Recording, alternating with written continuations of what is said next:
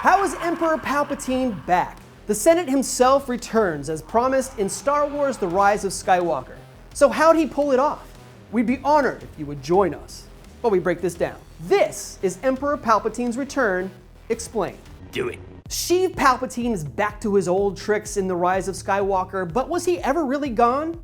No one's ever really gone. You know, that's not really helpful right now, Skywalker. Thanks. Appreciate it. Anyway, the film vaguely explains how Palpatine accomplished his grand comeback, but there have been clues sprinkled all over the Star Wars canon for years that hinted at his master plan to return and give the galaxy the business all over again. When Kylo Ren finds him early in the movie, the artist formerly known as Emperor Palpatine appears to be a reanimated version of his dead self, so it would seem that he did not survive his fall at the end of Return of the Jedi. But his death clearly didn't stop him or really even slow him down. Always the master planner, Palpatine had a contingency plan in place for just such a scenario. And as we saw in Battlefront 2's story mode, that plan kicked into gear right after the rebellion destroyed the second Death Star at the Battle of Endor. Did you ever hear the tragedy of Darth Plagueis the Wise?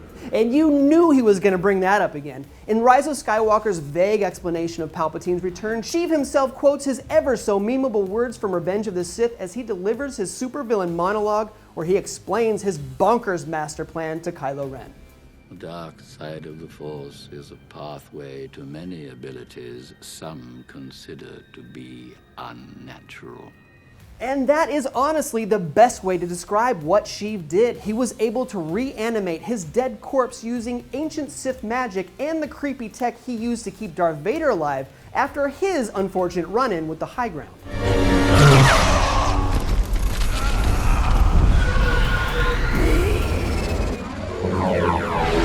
In the galaxy far, far away, only part of that galaxy has actually been explored. Most of what's outside of that, beyond the outer rim, would be the unknown regions. It's wild space, dangerous, mysterious, and only even partially mapped.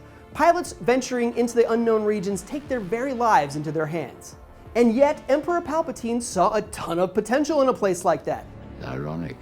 Now, the unknown regions were key to Project Resurrection, the Imperial Remnant's shadowy plot to kidnap thousands of children from outlying systems and force them into future service as First Order stormtroopers.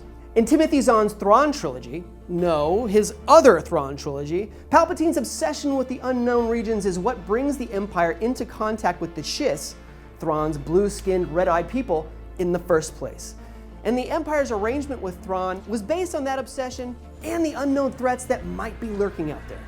And of course, there's Exegol, the ancient Sith world where Palpatine was hiding out all that time. As explained in the film, it's out there in the unknown regions. I mean, if you're going to build yet another secret fleet of Star Destroyers, and this time each one is capable of doing Death Star level damage, where else are you going to stash them all? The unknown regions are really your only option. Well, if you were looking for a Snoke backstory, you finally have one. Sheev told us everything we needed to know about Kylo Ren's former abusive authority figure. Palpatine made him. Like, literally made him. And how did he pull this off? Well, keep in mind, Palpatine is the guy who created an entire army from a clone of a partially competent bounty hunter. So creating life in a lab for nefarious purposes is extremely on brand for him. But what about Snoke's mastery of the dark side, you may ask? How could Palpatine imbue a clone with such a powerful connection to the Force? Now, I realize this might be a long shot, but that very question may explain what the client wanted with Baby Yoda in The Mandalorian. We know that Dr. Pershing is wearing the Kaminoan cloner patch on his arm. He's extracting something out of this perfect little life form. What if it's midichlorians for Snoke? What are midichlorians? That is an entirely different video, kid. But what did you think of Palpatine's return? Did you like what they did with Snoke? Let's keep the discussion going down in the comments. Anyway, thanks so much for watching, and now that you're all caught up, check out this video I made where I crammed every Star Wars movie into the same video. It's a real hoot. Right, Lando? Haha, Lando knows what's up, and don't you forget to follow and subscribe to IGN wherever you like to watch. So be it, Jedi.